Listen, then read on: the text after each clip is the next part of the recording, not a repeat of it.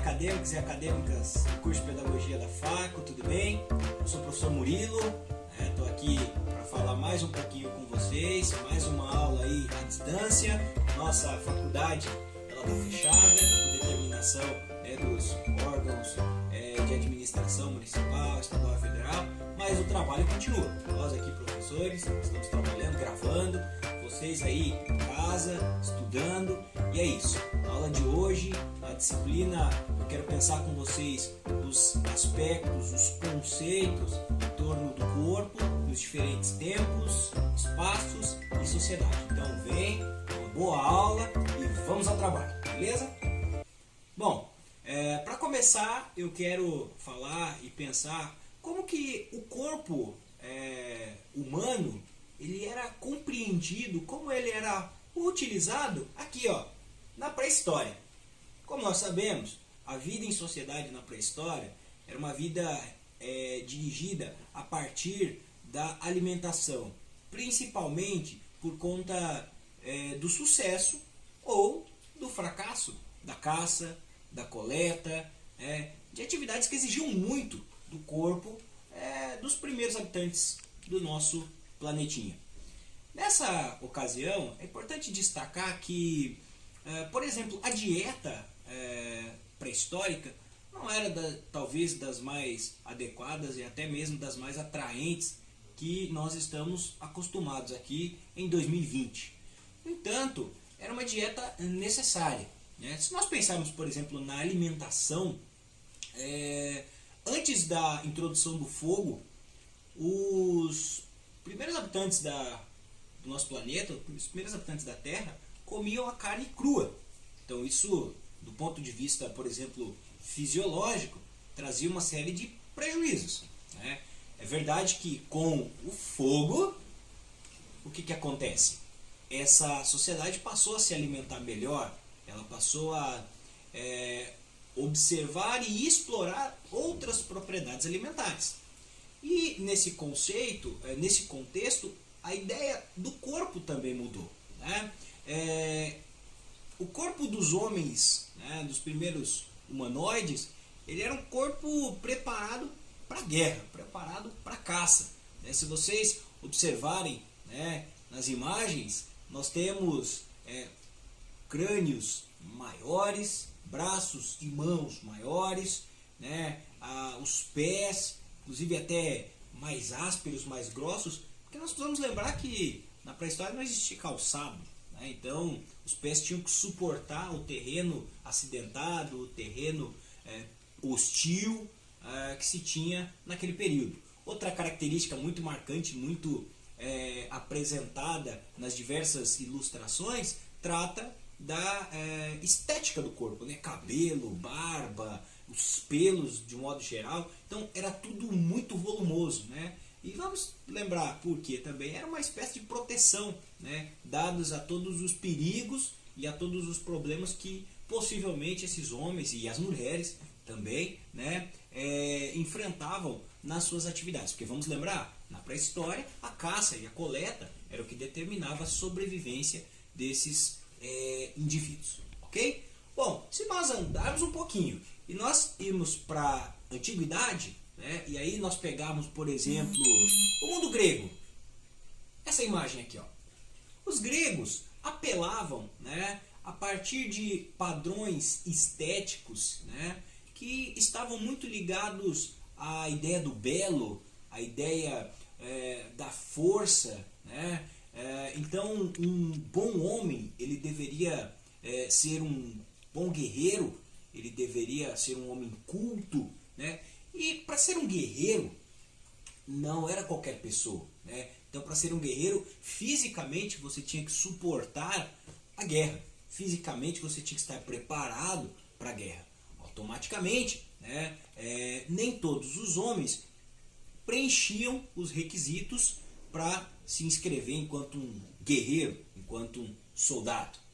Se nós olharmos, por exemplo, na antiguidade, as diversas atividades esportivas, então um esportista grego, por exemplo, obviamente, ele precisava ter diversas habilidades corporais e uma saúde física quase que impecável para encarar, por exemplo, maratonas, lutas, corridas, saltos, atividades estas que aconteciam, por exemplo, em Jogos Olímpicos, né?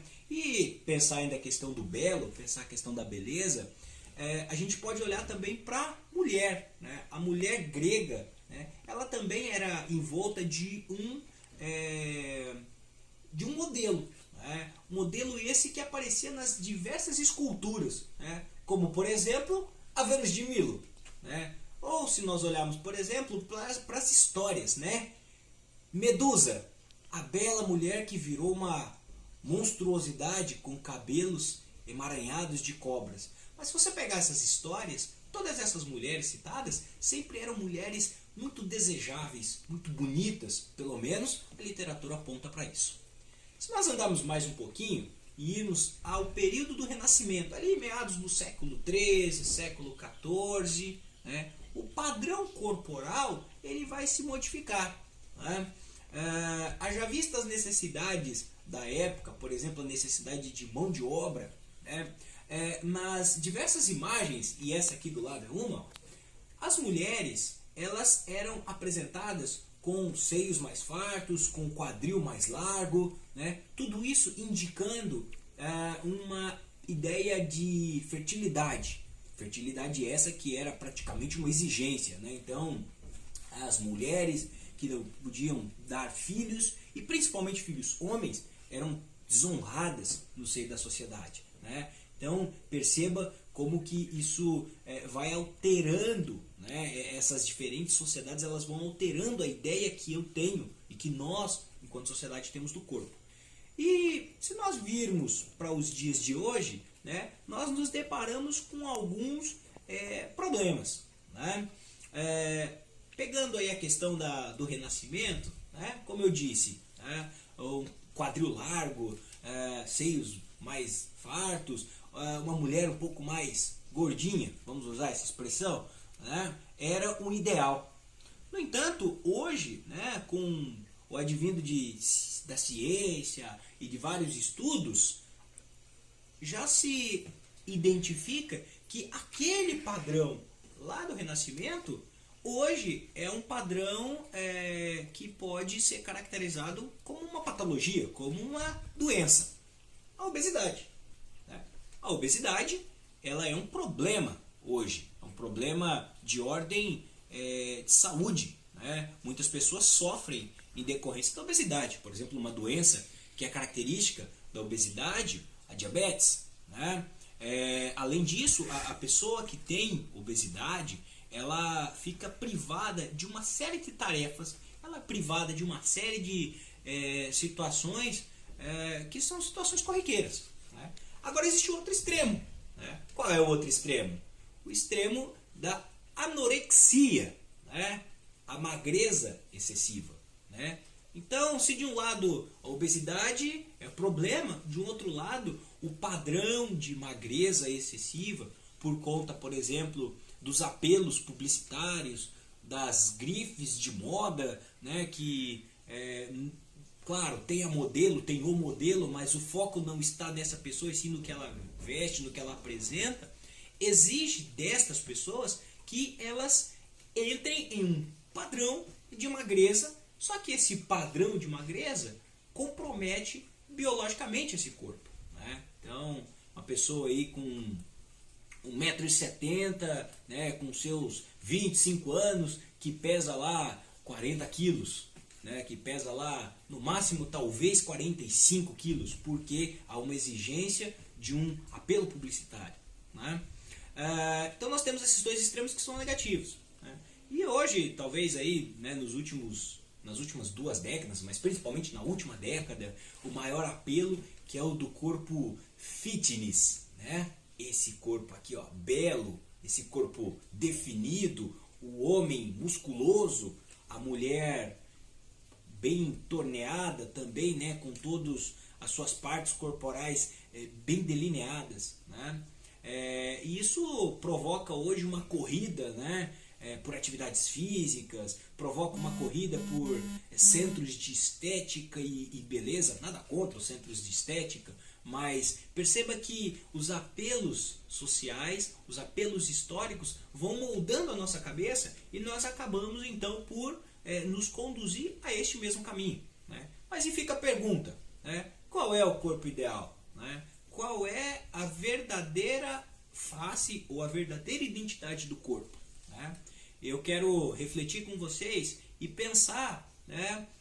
Por exemplo, durante muito tempo a ideia do corpo definido, corpo musculoso, ficou só para o homem, né? E por que não uma mulher pode ter um corpo definido, né? Ou o contrário, né? Durante muito tempo se pensou que só determinadas atividades, né, poderiam ser realizadas por mulheres, por exemplo, dança. Mas e quem diz que um homem não pode dançar e preparar o seu corpo para isso, né? Bom, basicamente o que nós podemos entender é que a cultura, né, e os desdobramentos, as transformações, as mudanças de pensamento ao longo da história também modificam a nossa forma de visualizar, a nossa forma de interpretar. E assim é com o nosso corpo, né, que é um produto da sociedade. Claro, em primeiro lugar ele é um produto biológico, mas em segundo lugar ele é um produto da sociedade. E muitas vezes, por ser um produto da sociedade, nós cedemos aos apelos, né, exagerados de um lado ou de outro e acabamos nos encaminhando, né, para tendências que muitas vezes nem são aquelas que nós mesmos queremos seguir, né? E a reflexão que fica é essa, né? Qual é o corpo ideal? O que você vê como corpo ideal? O que eu penso de corpo ideal? O que a sociedade que está em volta de nós imagina como sendo o corpo ideal hoje? É isso. Eu agradeço. Até a próxima aula. Um abraço. Fiquem com Deus e